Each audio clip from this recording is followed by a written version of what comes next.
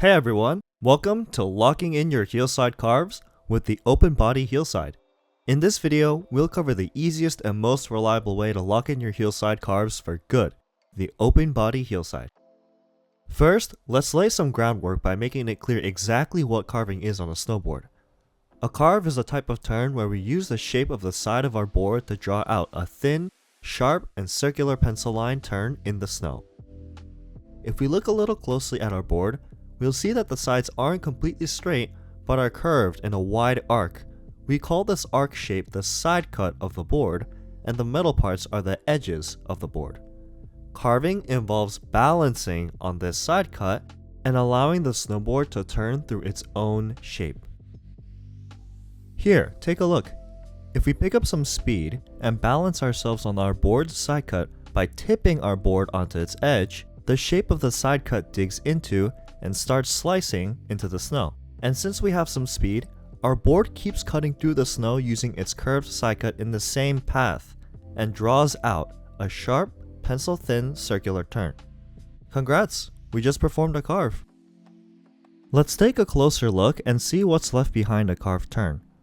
What's left behind is a sharp, pencil-thin cut left by the curved metal edge of the snowboard. A good carve produces a sharp line just like this from start to finish every time. Okay, now that we know what a carve is exactly, let's get into what you can do to lock in your heel side carves. The open body heel side is a specific body position that gives you consistent heel side carves literally every time.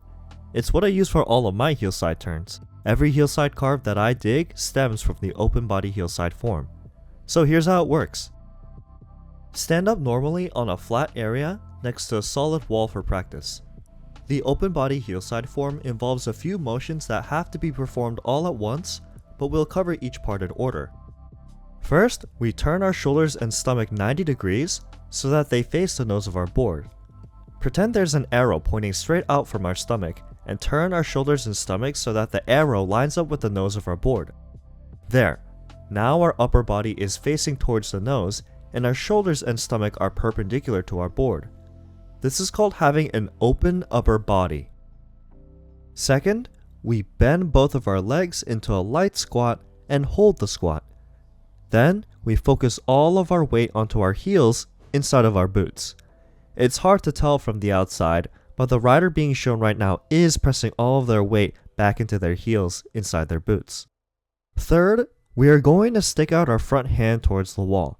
Then, while still holding our rotated upper body and squatted legs, we lean backwards onto the wall and support ourselves with our hands. We keep our weight on the heels of our feet and let our board roll up onto its edge and dig into the snow. Alright, now we're going to hold this pose. This is the open body heel side. Yeah, holding this definitely is a little awkward, especially if we're doing it for the first time, and if we're being honest, this yoga-esque pose doesn't really seem like much on flat ground. But watch what happens when we perform the open body heel side form on a hill.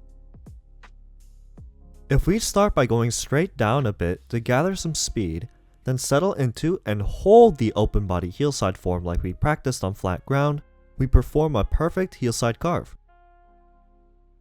This type of turn is called a U-turn, a type of carved turn where we point ourselves straight down the hill to gather some speed and settle into and hold the open body heel side form.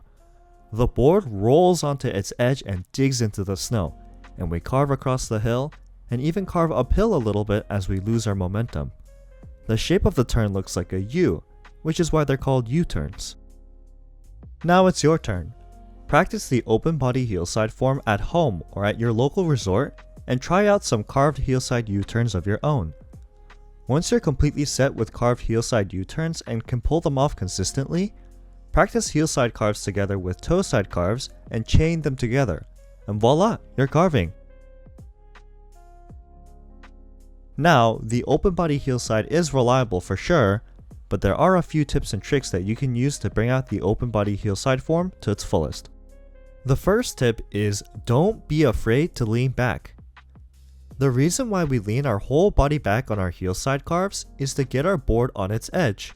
When we lean backwards, our legs push into our binding's high backs, which lifts the board up and digs the heel side edge of the board into the snow. Basically, we need to lean backwards on purpose to start the carve, something that we practice on flat ground by leaning back against the wall and supporting ourselves with our hand.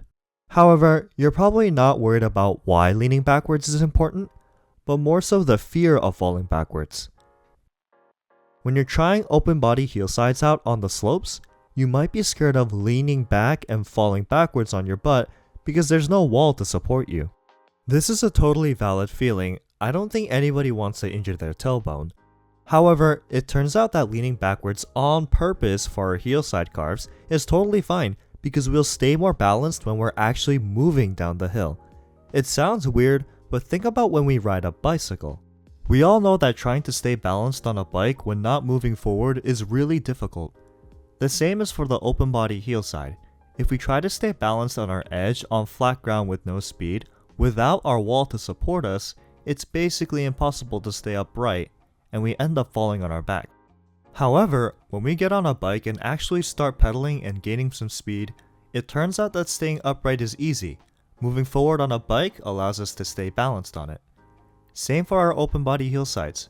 When we gain some speed first, then have faith and lean backwards on purpose, our speed and the forces of the turn prevent us from falling backwards, and we settle into the carve nice and smooth. Basically, don't worry about falling when you lean backwards for your open body heel sides on the slopes. If you have enough speed and lean back properly, you'll stay upright while you turn, produce a nice heel side carve, and protect your tailbone. Tip number 2 is to watch your speed. While we're on the topic of speed, it's important to note that you have to watch your speed on your heel side carves. Many people have this misconception that higher speeds mean better carves. More speed equals faster turns, right? Well, this is true in some cases, but not for beginners trying to learn the basics. The truth is that you don't need a lot of speed to start a carve, especially when you're learning how to carve on a beginner to intermediate slope, like a wide blue or green run. I mentioned this in the last tip, but when we practice the open body heel side, we do need some speed to get started up. If we get into the open body heel side immediately while we have hardly any speed when we're on the slope, we'll just fall. But if we have too much speed, what ends up happening is either two things. First, our board's edge will start digging into the snow and we'll lock into the carve. But because we're going too fast, our board can't hold our speed and starts slipping out of the cut it's making. This results in either chattering on your heel sides or washing out completely, which is when you fall in the middle of the carve. When we try our heel side carves, pick up just enough speed that you'll stay balanced when you start carving, which means going down the hill straight just for a second or two before tipping your board onto its edge by leaning backwards to start the carve. You'll have to try this a few times to get the right speed, and how much speed you need depends on how steep the slope is, so mess around with this until you get comfortable with it. Remember, don't go too fast because you really don't need to. The third tip is to hold your form all the way through. If you're working on your heel side carves and find that the open body heel side form isn't working for you, one reason might be because you're not holding the form all the way through the turn. This might seem obvious, but you'll find more often than not that you'll accidentally fall out of the form and close your body off by turning your shoulders back in line up with your board and ruining your carve. Don't worry if you can't get it at first, you're just trying something new after all. But when doing heel side U-turns, after you gather some speed and get into the open body heel side form, you have to hold the form all the way until you carve up the hill and come to a complete stop. As always, the key points are to keep your shoulders and hips rotated and open, and to keep your legs bent as you balance on and press your weight onto your heels. One huge change that can help you keep your form all the way through is to look in the direction you're heading in. When you turn your shoulders and hips with the open body heel side form, look in the direction you're heading by turning your head and eyes along with your shoulders and keep your vision focused in that direction until you finish your heel side carve. Using your head and your eyes subconsciously keeps your upper body and hips in check and helps you hold the proper form much easier. Plus, you'll be able to see where you're going, and if you turn your head enough, you'll be able to see any potential hazards behind you. You don't need to crane your neck backwards and twist it, but just turn your head enough to see what's in your way. It'll help out with your form too. All in all, the open body heel slide only works if you hold it from start to finish, so use your head and your eyes to not only see where you're going, but turn them to help you hold your upper body in the right posture. The fourth tip is to be aware of boot out. If you're nailing your heel slide carves with the open body heel slide form and making clean carved lines consistently, you've probably tried taking your heel slide carves to the next level by tilting your board higher on its edge, because higher edge angles mean better carves, right? But sometimes what will happen is that when you try tilting your board super high, you start falling down in the middle of the turn seemingly at random. Even though you're performing your open body heel slide turns perfectly, once you start leaning back further, you start falling for some reason. What's going on? Well, I'm here to tell you that it isn't your fault. At least not directly. Let's take a closer look at what's happening to our gear when we carve on our heel sides. When we start tilting our board onto its edge, we can see that it digs into the snow, which would give us a good carve if the board was moving. The edge of the snowboard is the only thing that's making contact with the snow though, which is good. The edge of the snowboard holds all of our body weight and the forces of the turn when the board tilts, allowing us to carve. However, when the board is tilted further, either the heel cups of the bindings, which is this loop on the bindings over here, or the heels of our boots start touching the snow. This is no good because you can imagine what happens if the board was carving. Now the bindings and the boots start dragging onto the snow and makes the edge of the snowboard lose its grip completely and slip out, and the rider falls down through no fault of their own. This is called booting out, when our boots and bindings get in the way of tilting our board higher, preventing us from getting a deeper carve. Boot out is the biggest enemy of heel slide carves and stops a lot of people from getting better at carving without them even knowing it. Good news though, you can eliminate boot out in several ways, all of them involving reducing heel side overhang. Heel side overhang is how much your boots and bindings hang over the side of your board when looking from the top down. The less heel side overhang you have, the higher you can tilt your board before the boots and bindings start touching the snow, aka less booting out. And remember, the higher you can tilt your board, the deeper carves you can get. The first way is to adjust your bindings the best you can. Most binding base plates are able to be rotated, which allow for adjustments of a few fractions of an inch of the binding when mounted onto the board. Use this adjustability by turning the base plate in a way that the heel cup of your bindings are pushed a little further in towards the toe side. This directly reduces overhang, as you can see, and if we were to try to carve on this new setup, we would get slightly deeper carves without booting out. The second and more drastic option is to buy new gear, namely snowboards and bindings. You can get a board with a wider waist width, which is how wide a snowboard is in the direct middle from edge to edge. A board with a wider waist width reduces heel side overhang by a lot, meaning that you can tilt your board and carve much deeper than before. Take a look at this comparison of two snowboards. The black and red one is much wider in the middle, and when doing a direct boot out comparison with the same bindings, the wider board can tilt so much more than the other before their bindings touch the floor. The less overhang, the more the board tilts before the bindings touch the snow and boot out, and the deeper and better the heel side carves.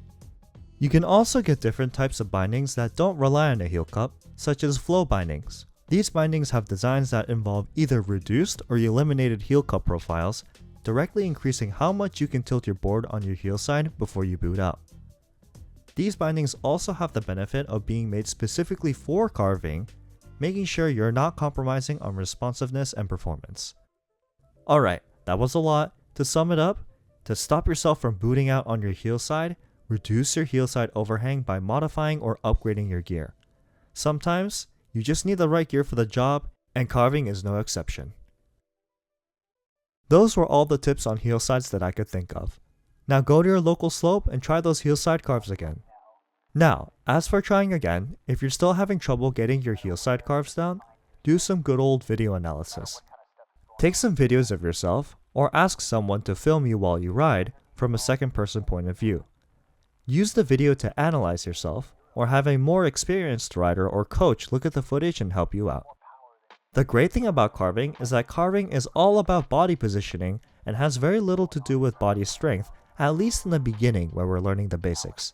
This means any mistakes or areas of improvement can be fixed very easily as long as you know what mistakes you're making.